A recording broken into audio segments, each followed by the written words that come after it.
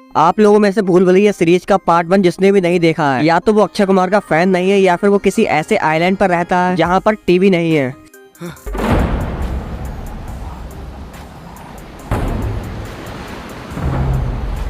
साले ने सच में नहीं देखी, छोड़ो। हम बात कर रहे थे भूल भुलैया सीरीज के पार्ट 1 के बारे में। हम सभी ने अपने बचपन में अक्षय कुमार को ये सारी हरकतें करते हुए देखा है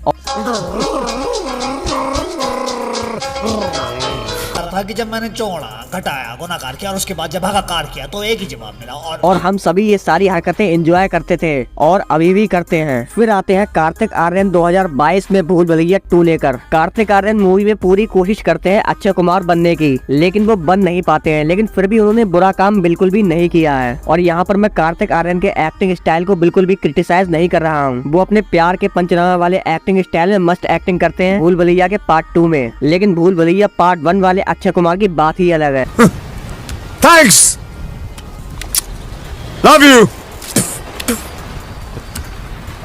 Forever.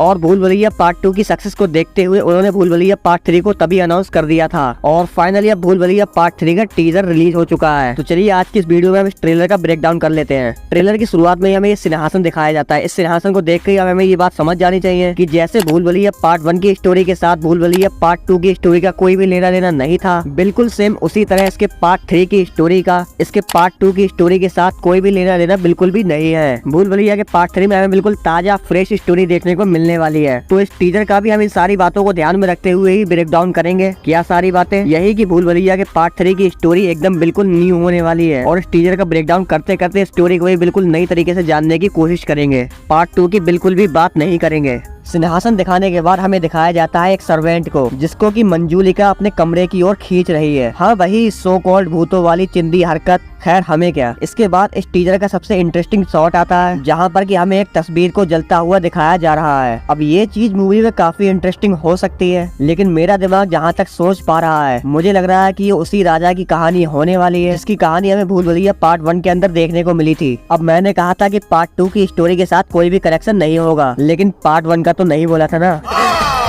अब मेरी थ्योरी ये है कि पार्ट 1 में हमें जिस राजा की स्टोरी दिखाई गई थी और जिस मंजूलिका के बारे में हमें बताया गया था, उसी स्टोरी को यहाँ पर कंटिन्यू किया जाएगा भूल भुलैया पार्ट 3 में। अब मैं यहाँ ऐसा क्यों बोल रहा हूँ और इसका क्या लॉजिक बनता है? लॉजिक तो सिर्फ इतना बनता है कि पार्ट 1 में विद्या बालन थी मंजूलिका के रोल में, और अब ये पार्ट 3 में मंजूलिका के रोल में फिर से विद्या बालन जी को लेकर आ रहे हैं। और इसीलिए मैं और आप सभी लोग ये बात जानते हैं कि भूल भुलैया के पार्ट 1 का भूतों के साथ कोई भी रिलेशन नहीं था। वो तो सिर्फ एक बीमारी पर बनी थी पूरी मूवी, जिस बीमारी का नाम मुझे आज भी लेना नहीं आता। क्या करें, सरकारी स्कूल में पढ़े हैं ना।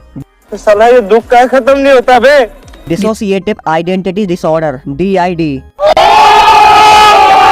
अब भले ही पार्ट 1 का कोई रिलेशन ना हो भूतों के साथ, लेकिन पार्ट 2 का तो था, तो अब पार्ट 3 में क्यों नहीं हो सकता? और अब पार्ट 1 से इतने सारे कैरेक्टर्स और रेफरेंसेस उठा ही लिए हैं, तो अब ये स्टोरी भी उठा लो, मंजूलिका और वो राजा वाली स्टोरी, जिसमें कि यहाँ पर मंजूलिका असली मंजूलिका के रोल में हमें दिखाई दे सकती है माधुरी दीक्षित। और यहाँ पर मैं उस मंजूलिका के बारे में बात कर रहा हूँ जो कि उस राजा के टाइम पर ही मर चुकी थी। मार दिया था ना उन दोनों को उसने। हाँ पता है, कमीना था वो। इसीलिए तो अक्षय सर ने ये वर्ल्ड फेमस डायलॉग बोला था ना उस टाइम पर। देखो देखो, दरिंदगी चेहरे से टपकती है, नंबर 1 का कमीना है। छी छी छी, आंखें देखो, नीयत में खोट साफ नजर आता है, हवस से भरी हुई। और ये जो हमें यहाँ पर जो विद्या बालन का कैरेक्टर देखने को मिल रहा है, जो कि यहाँ पर सबको डराने का काम कर रही है एक्चुअल में, और उनको देखकर सच में डर भी लग रहा है भाई। लीजेंडरी एक्ट्रेस है वो। उन्हीं के अंदर माधुरी दीक्षित जो कि असली मंजूलिका है, उनकी आत्मा सच में आ जाएगी। पार्ट 1 में तो ऐसे ही सिर्फ एक बीमारी थी, लेकिन अभी पार्ट 3 में वो सच में उनके अंदर आ जाएगी। और अगर ऐसा हुआ कि यहाँ पर माधुरी दीक्षित और हमें विद्या बालन का एक फेस ऑफ देखने को मिला, तो फिर मजा ही आ जाएगा। बहुत देख लिया बड़े बड़े हीरोज के फेस ऑफ, अब बड़ी बड़ी हीरोइंस के फेस ऑफ देखेंगे हम। और ये मैं पूरी रिस्पेक्ट के साथ बोल रहा हूँ, क्योंकि बॉलीवुड इतिहास की दोनों ही बेहतरीन एक्ट्रेसेस हैं। अब आपको ये मेरी थ्योरी कैसे लगी मुझे कमेंट्स में लिखकर बताओ। और हाँ, एक और बात यह है कि यहाँ पर हमें तृप्ति डिमरी इस मूवी के अंदर हीरोइन के रोल में नजर आएंगी। और इस चीज से ये 100% कंफर्म हो जाता है कि पार्ट 2 की स्टोरी का पार्ट 3 की स्टोरी से कोई भी कनेक्शन बिल्कुल भी नहीं होने वाला है। वरना यहाँ पर रूह बाबा कियारा को छोड़कर किसी तृप्ति के साथ रोमांस क्यों करेंगे? बात तो सही है। और अगर आप इस टीजर में उस दरवाजे को नोटिस करोगे जहाँ पर कि मंजूलिका कैद है, तो वो भी पार्ट 2 के दरवाजे से बिल्कुल ही अलग है। अब भाई पार्ट 2 ने ही इतना कमा के दिया तो उन्होंने इस पार्ट 3 के लिए बहुत ही ज्यादा मेहनत की है और बड़े बड़े सेट्स देखने को मिलते हैं, जिसकी कि कुछ झलकें हमें यहाँ इस टीजर में देखने को भी मिलती हैं। वैसे इस मूवी का लेवल क्या होने वाला है वो आप सिर्फ इस शॉट को देखकर ही अंदाजा लगा सकते हो। इस शॉट को देखकर पता नहीं क्यों मुझे विरूपाक्षा की याद आ गई, इतने सारे उड़ते हुए कौवों को देखकर शायद। अब दूसरी बात यह है कि हमें माधुरी दीक्षित के साथ साथ यहाँ पर अक्षय कुमार का कैमियो देखने को मिल सकता है, ऐसे रूमर्स हैं। और अगर ये रूमर्स सही हो गए तो फिर भाई मजे ही मजे हैं।